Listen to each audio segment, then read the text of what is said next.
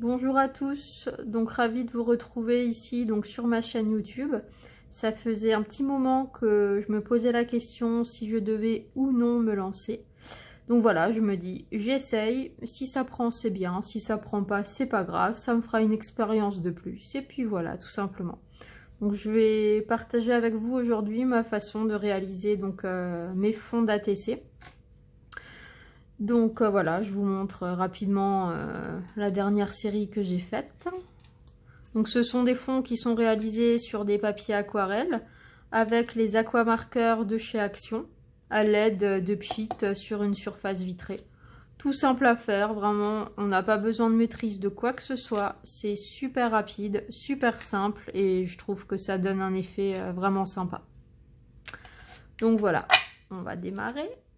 Donc j'ai coupé mon petit format ATC, donc je rappelle, donc c'est du 6,4 sur 8,9 sur du papier aquarelle.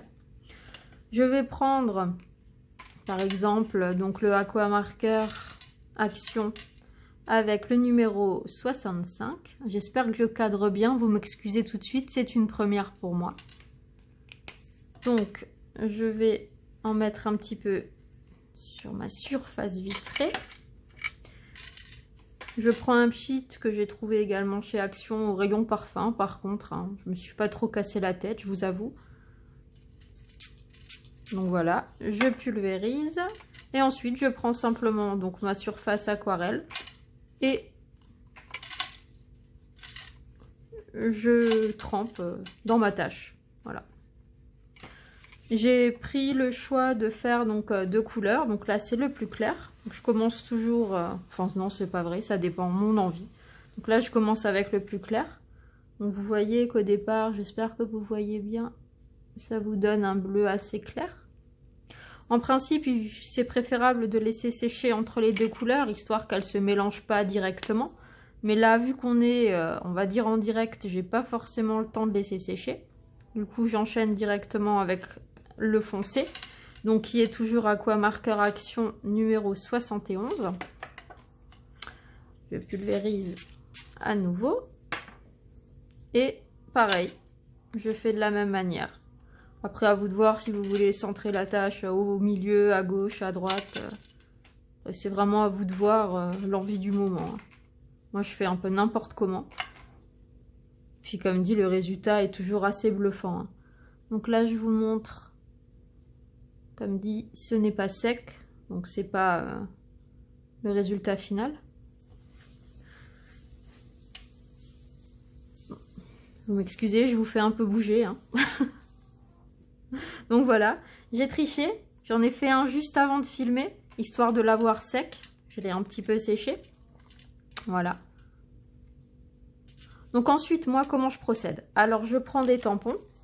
Par exemple, je vais prendre mon tampon mûr, que j'aime beaucoup.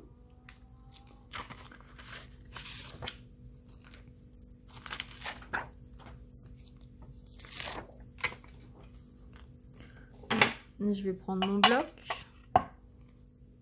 Je vais poser mon mur dessus.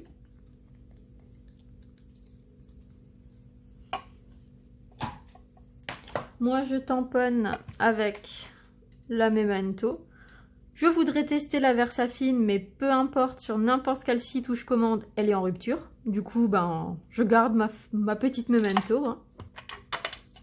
Donc voilà.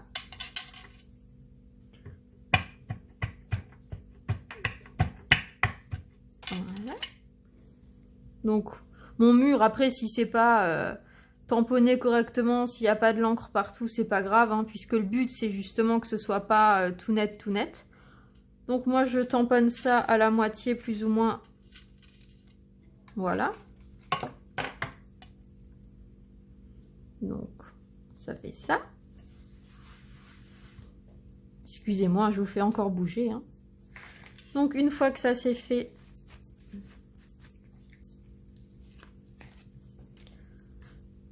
j'aime beaucoup la petite écriture. Donc ça c'est des tampons Action aussi. Hein. Excusez-moi, je cadre mal.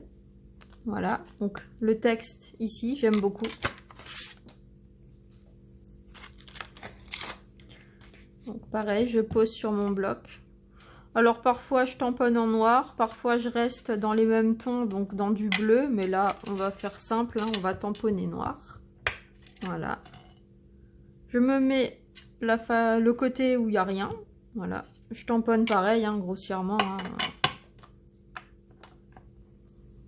Donc voilà. Et mon fond est quasiment terminé en fait. Hein. L'arrière, les couleurs font ressortir les tamponnages de fond. Donc maintenant, il manque plus que une petite bestiole à trouver qui va bien avec. Donc moi j'avais pensé effectivement, pour rester dans les tons bleus avec son chapeau et sa cravate, mon petit chien, tout simplement, voilà. Avec un petit sentiment, si j'arrive à l'attraper. Hop. La gourmandise. Alors moi, ce que je fais toujours, enfin dans 95% des cas, j'encre mes bords.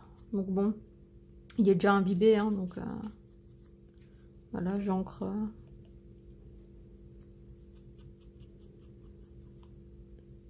Voilà. Pareil, je reprends ma Memento, j'encre les bords de mon ATC.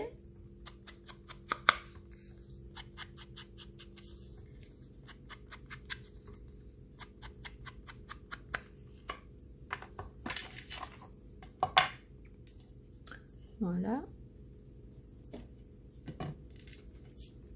Mon petit chien, je vais le mettre plus vers le bas, je pense. Oui, comme ça. Allez.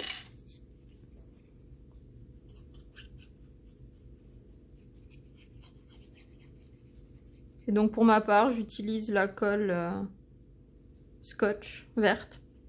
Moi, j'en suis satisfaite. Elle gondole pas. Je suis contente. Voilà.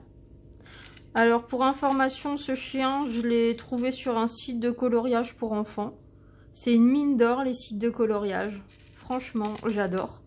Alors j'y passe des heures parfois, mais quand je trouve des pépites comme ça, moi, j'adore, je suis fan. Voilà.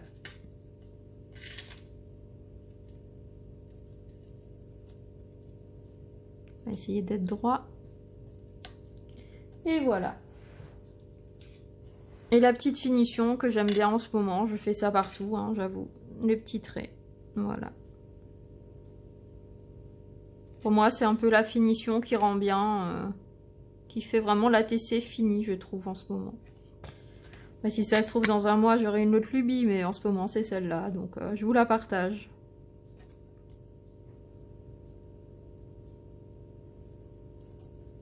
Voilà. Et après, en général, je prends encore un papier noir. Parce que mon ATC de base, je le découpe un tout petit peu plus petit que 6,4 sur 8,9. Je suis en général sur du 6 sur 8,5. Et ensuite, ma base noire, c'est elle qui sera effectivement en taille ATC.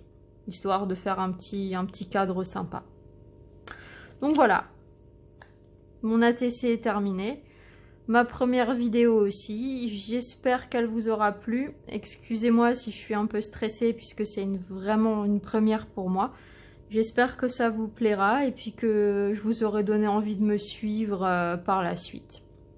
Voilà, une belle journée à vous.